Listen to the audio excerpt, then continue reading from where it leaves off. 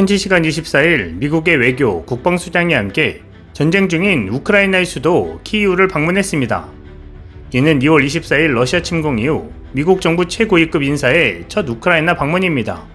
외신들은 미국 장관들의 우크라이나를 방문한 이후 어떤 발언을 했는지에 주목했는데요. 우크라이나 전쟁에서 미국의 목적은 러시아의 약화라고 미국 정부가 명확히 했습니다. 이는 전쟁의 장기화도 미국이 감수할 것임을 드러내는 것인데요. 로이드 오스틴 미국 국방장관은 볼로디미르 젤렌스키 우크라이나 대통령과 회담한 뒤 우리는 러시아가 우크라이나를 침공한 것과 같은 일을 할 수 없을 정도로 약화되는 것을 보길 원한다고 말했습니다. 미국의 한 고위관리도 오스틴 국방장관과 토니 블링컨 국무장관의 우크라이나 방문과 관련해 이 전쟁이 어떻게 끝나더라도 러시아는 훨씬 약화된 처지에 놓일 것이다라며 전쟁이 일단 끝나면 우크라이나는 어떠한 새로운 침략도 막아낼 수 있는 더 강력한 위치에 서 있을 것이다라고 말했습니다. 월스트리트저널은 이 발언을 두고 미국이 전쟁을 끝내기 위해 궁극적으로 바라는 것이 무엇인지에 대한 미 정부의 생각이 진화하고 있다고 전했습니다. 다만 오스틴 장관의 발언이 우크라이나 전쟁과 관련한 조 바이든 행정부의 정책 변화를 반영하지는 않는다고 미 관리들은 말했습니다. 월스트리트저널은 미국이 전쟁 초기에 우크라이나가 러시아 점령군에 대항해서 소요와 폭동을 지속할 수 있도록 돕는다는 계획이었으나 러시아가 키이우 점령에 실패하면서 미국의 정책이 바뀌고 있다고 보도했습니다. 즉 러시아가 우크라이나 동남부 지역 장악으로 전쟁의 목표를 바꾸자 미국은 러시아를 군사적으로 괴롭혀서 더 약화시키는 방향으로 가고 있다는 것입니다.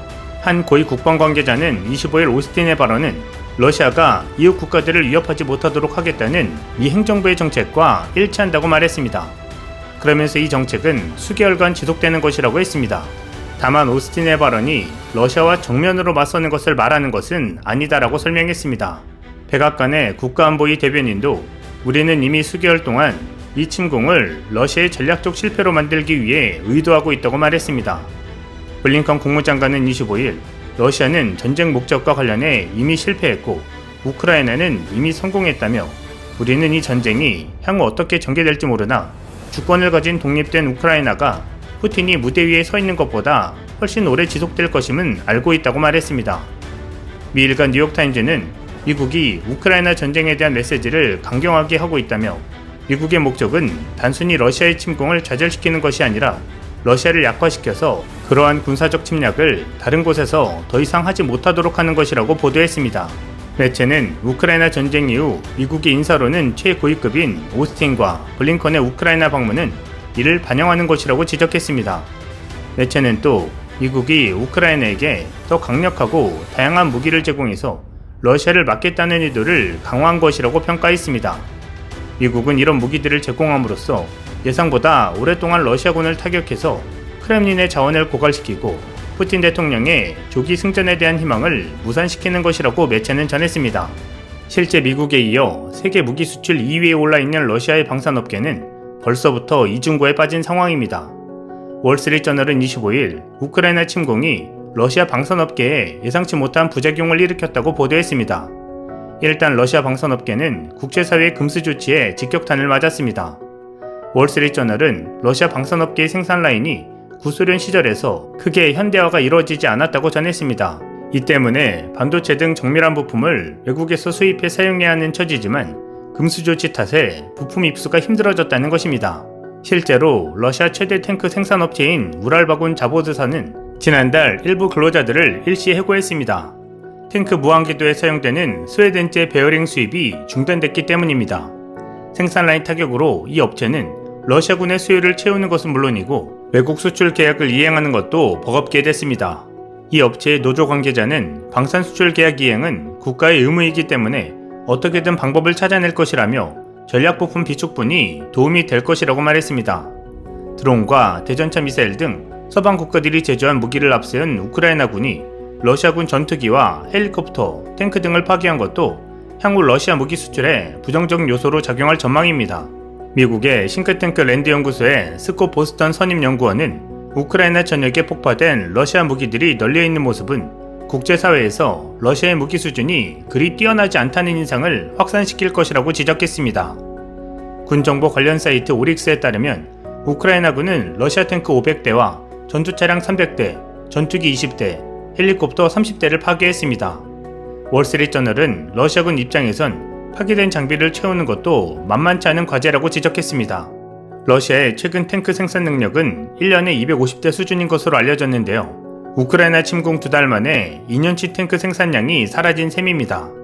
다만 러시아군은 수십 년간 많은 양의 탱크를 비축해왔기 때문에 당장 우크라이나 전쟁 수행 능력이 저하되지는 않을 것이라는 게 전문가들의 분석입니다.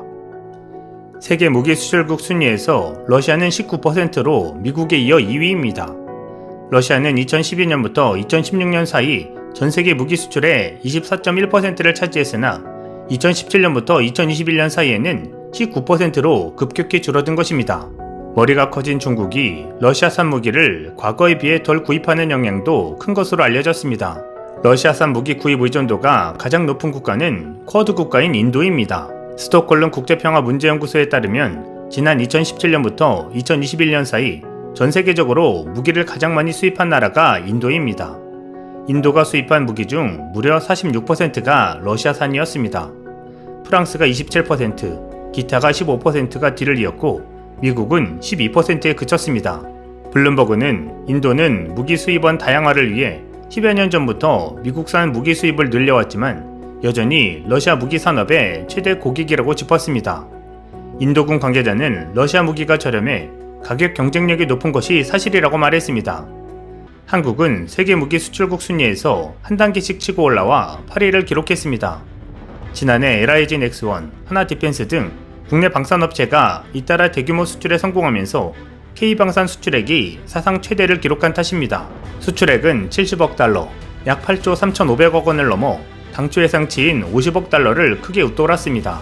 지난 수년간 방산 수출액이 10억에서 30억 달러 수준에서 정체 상태였던 것에 비춰보면 두세 배 이상 크게 늘어난 것입니다.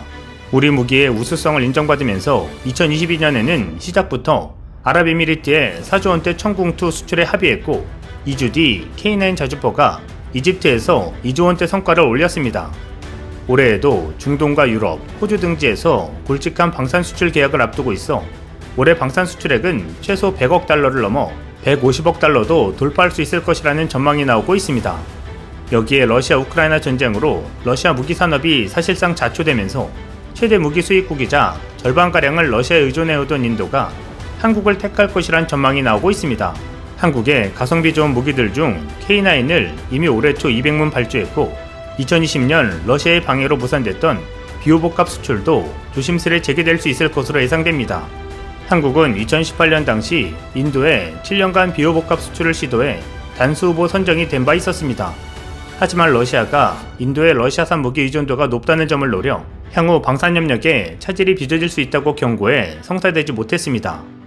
인도에서 미국 무기들이 일부 수혜를 차지하겠지만 한국도 인도가 원하는 가성비를 앞세워 좋은 결과를 낼 수 있을 것으로 보입니다. 러시아의 자충수가 한국을 도와준 모양새입니다. 이상 시온TV였습니다.